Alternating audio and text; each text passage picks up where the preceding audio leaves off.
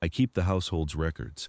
That is my office, my purpose, and on most nights, my entire world. I catalog acquisitions, log the movement of documents between departments, and mark each room of the old wing in my ledger when it is opened, when it is sealed.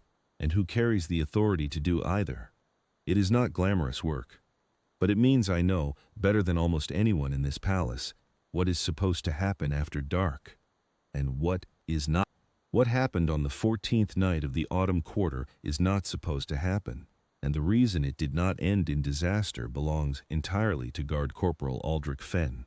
I had stayed late to reconcile a discrepancy in the gallery of correspondence, a corridor of sealed document cases running the length of the old east wing, locked by order of the household seneschal and not to be accessed without a written authorization bearing his stamp and the counter signature of the duty archivist. That duty archivist on the 14th night of the autumn quarter was me. I had signed no counter-authorization. The seneschal had issued no order. And yet, when I stepped out of my office at 11:30 to retrieve a reference volume from the outer anteroom, I saw a light moving behind the frosted glass of the gallery corridor. I stopped. My heart did not behave itself. The gallery held 40 years of correspondence between this household and its counterparts across 7 neighboring territories. Originals, irreplaceable. In the wrong hands, not merely valuable, dangerous. I went to find Corporal Fenn. He was at his post at the East Corridor junction, 40 feet from the gallery door, standing in the way that only men who have stood still for many years can stand. Not rigid, not restless, but settled into the stone like a feature of the architecture. Red tunic, white gloves, brass buttons. His eyes had already moved to me before I reached him. I told him what I had seen. I kept my voice low and my words exact, because Corporal Fenn was not a man you wasted words on. He listened to all of it. The light behind the glass, the time, the absence of any counter-authorization, without interrupting and without changing expression. When I finished, he said one thing. Who carries a key to that corridor? I told him. The seneschal, myself, and the deputy comptroller of the household, a man named Osbert Crane. Crane had held the post for 11 years. He was careful, soft-spoken, and apparently well-regarded by everyone whose opinion he had taken the time to cultivate. I had never trusted him, though I could not have said precisely why. Perhaps it was the way his eyes moved when he spoke, always slightly ahead of his words, as though he was checking the distance between what he meant and what he said. Corporal Fenn did not ask another question. He simply turned and began walking toward the gallery door, unhurried, his boots making almost no sound on the stone. I followed at a half-step behind, because it seemed wrong to let a man walk into that corridor alone, and because some part of me needed to see. The gallery door was not locked. The handle gave when Fenn tested it, quietly, without drama, just a gloved thumb pressing the lever down as he confirmed what the light had already told us. He did not open it further. He stood at the threshold for a moment, listening, and I stood beside him. From inside came the precise sound of a cabinet drawer being slid open. Fenn glanced at me. His expression had not changed. But there was something in his stillness in that moment that I have tried to describe to myself many times since and still cannot quite render in words. It was not anger, and it was not excitement. It was closer to recognition, the quiet readiness of a man who has been waiting, perhaps without knowing it, for exactly this. He pushed the door open and stepped inside. Osbert Crane was standing at the third cabinet on the left, which held the original correspondence files from the territorial boundary negotiations of 32 years prior. He had the drawer open. He had 4 folders on the reading shelf beside him, and he was in the act of sliding a 5th from the drawer when the light from Fenn's lantern fell. Across the room, he froze. He was a man of about 60, heavyset, with gray at his temples and the careful grooming of someone who considered his appearance a professional instrument. He recovered quickly. I give him that. He straightened, squared his shoulders, and looked at Fenn with the particular expression of a man who has spent years being the most his senior person in any given room. "Corporal," he said, "this does not concern you." Fenn said nothing. He walked to the reading shelf, examined the 5 folders, and looked at the open drawer. His gloved hands were at his sides. His face told Crane absolutely nothing. "I am the deputy comptroller of this household," Crane said. His voice had picked up an edge. "I have operational authority over these records." I am conducting a review that was authorized at the department level.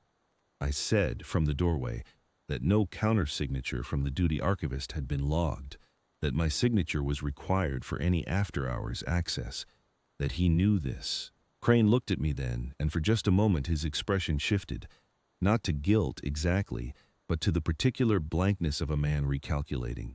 The authorization is pending, he said. I came ahead of the paperwork. The paperwork does not permit access, I said. The paperwork is the access. Crane turned back to Fenn, apparently having decided that I was the lesser obstacle. Stand aside, Corporal. This is a household matter, not a security matter. Your post is the corridor junction. Return to it.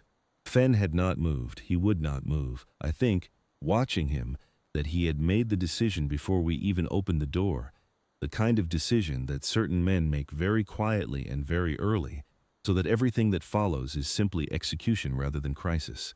He looked at Crane the way a stone wall looks at weather. Sir, he said, and his voice was level and without heat, the duty archivist has not authorized this access. The corridor is sealed by order of the seneschal. I am going to ask you to step away from the cabinet and wait here while I send for the duty officer. You will do no such thing. Yes, sir, I will.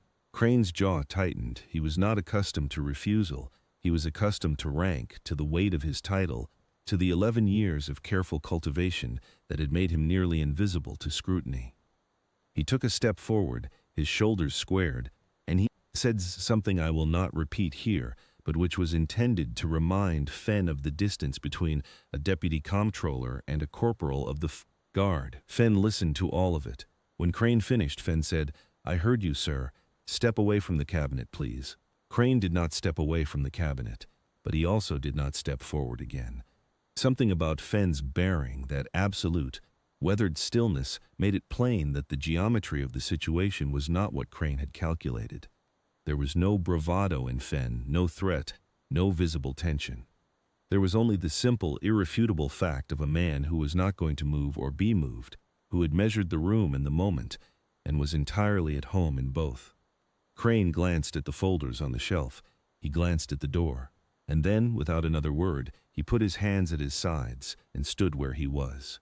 Fenn sent for the duty officer with a single word to the junior guard at the corridor entrance. The duty officer arrived in 8 minutes. The seneschal was wakened. By midnight, Osbert Crane was sitting in the duty officer's room on the ground floor, and 3 members of the household tribunal were being notified. I remained in the gallery to catalog exactly what had been removed from the drawers. The 5 folders, which contained original correspondence relating to an old land boundary matter that, I would later understand, touched on a private dispute in which Crane had a concealed financial interest. It took 2 months for the full accounting to emerge. What Crane had been doing, across what we later determined to be 4 separate after-hours visits over the preceding year, was quietly removing documents that contradicted his version of certain household financial decisions and replacing them with amended copies. He had been in that gallery not once but 5 times. The 14th night of the autumn quarter was simply the night he was caught. The household tribunal removed him from his post.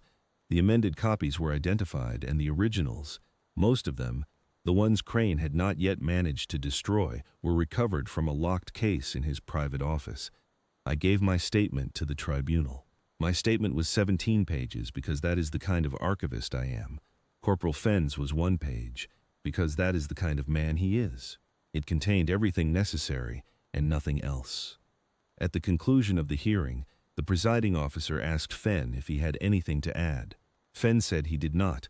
The presiding officer said, "You could have walked away from that door.